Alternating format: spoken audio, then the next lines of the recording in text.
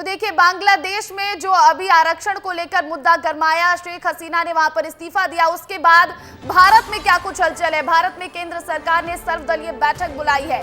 बांग्लादेश के मसले पर यह सर्वदलीय बैठक बुलाई गई है।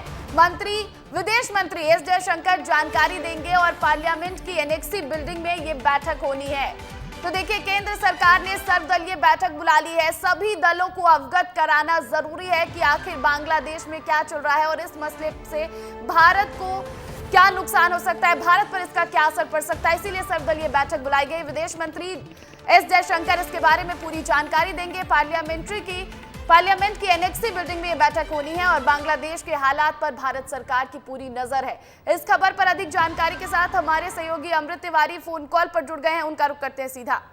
अमृत जी, आज एक बड़ी बैठक होनी है बांग्लादेश के मुद्दे को लेकर, सर्वदलीय बैठक, लेकिन कल रात पीएम मोदी के घर पर भी एक बैठक चली है और इस मसले पर पूरे देश की नजर है। खासकर अगर हम सरकार की बात कर ले और मंत्री एस जयशंकर की नजर है, तो कल रात जो मीटिंग हुई, पहले उसकी बात करते हैं कि आखिर इस मीटिंग में क्या कुछ हुआ। प्रतिज्ञा, देखिए, बांग्लादेश में जिस तरह की स्थिति पैदा हुई है वह बिल्कुल ही भारत के लिए बेहद चिंताजनक है। दरअसल बांग्लादेश एक ऐसा लोकतांत्रिक देश रहा है जो भारत का एक मजबूत अलाई रहा है। खासतौर पे शेख हसीना जब प्रधानमंत्री रही हैं, उनके नेतृत्व में, चाहे सरकार यूपीए की रही हो चाहे एनडीए की, इन दोनों सरकारों के साथ उनका तालमेल काफी बेहतर रहा है। और जब वहां बांग्लादेश में छात्रों के आंदोलन की आड़ में जब चरमपंथी दलों ने अपना हित साध लिया है, वहां से एक लोकतांत्रिक सरकार को खत्म करवा दिया है, तो ऐसे में भारत की चिंता लाजमी है। कल जो बैठक हुई थी, इसको लेकर के ही बैठक हुई। हालांकि बड़ी गोपनीय तरीके की बैठक थी।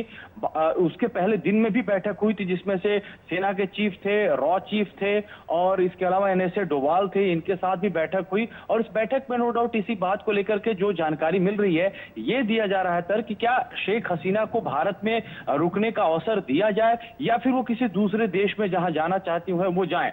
असल में उसके दूसरा पड़ाव ये आता है कि अब भारत की जो कूटनीतिक जो है स्टेप क्या होगा, उसको लेकर के डिसीजन लेना एक बहुत बड़ी टेढ़ी खीर है। भारत चूंकि क्या है कि वहां पे अब संपर्क और संबंध जो साधने हैं, क्योंकि बहुत सारे जो है भारत की स्टेक दांव पे हैं, आर्थिक स्टेक दांव पे और सामरिक भी है। भारत और बांग्लादेश की सीमा खासतौर पर पूर्वोत्तर राज्यों में काफी डेलिकेट है। तो ऐसे मामलों को देखते हुए जो हमारे जो सुरक्षा जो दस्ता है उसको कैसे मजबूत किया जाए और आर्थिक पहलू पर जो एक बहुत बड़ा व्यापार है बांग्लादेश के साथ, उसको कैसे आगे भी सस्टेन रखा जाए, एक बहुत बड़ी चुनौती है। क्योंकि शेख हसीना के हटने का मतलब ही है कि वहां पे सेंटीमेंट जो भारत विरोधी है उसको और ज्यादा भड़काया जाए। और नो डाउट इसमें सबसे पहले जो प्ले रोल कर रहा था वो बीजिंग और इस्लामाबाद पहले से ही कर रहा था। यानी कि इन दोनों देशों की खुफिया एजेंसियां यानी आईएसआई और चीन की, वो पहले से ही इन्वॉल्वमेंट वहां पे रही है। इसके साक्ष्य भी मिल गए हैं। जब शेख हसीना जनवरी में चुनाव जीती थी, उसके बाद से ही इस तरह की स्थिति पैदा होने लगी थी।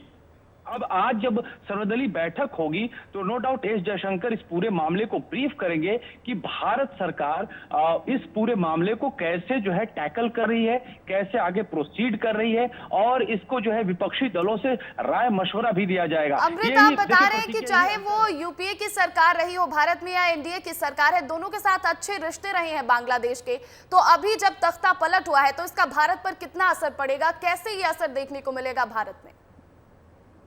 जी प्रतिज्ञा, मैं बता रहा था वही बात। आप देखते होंगे कि शेख हसीना भी कुछ दिन पहले ही जब मोदी सरकार अपने तीसरे कार्यकाल की शपथ बैठी थी, वो इंडिया पहुंची और यहाँ न सिर्फ उन्होंने इस कार्यक्रम में शिरकत किए, भाग लिया, बल्कि उन्होंने उस समय तो नेता प्रतिपक्ष भी अभी राहुल गांधी नहीं बने थे, उनके आवास पे भी पहुंची थी।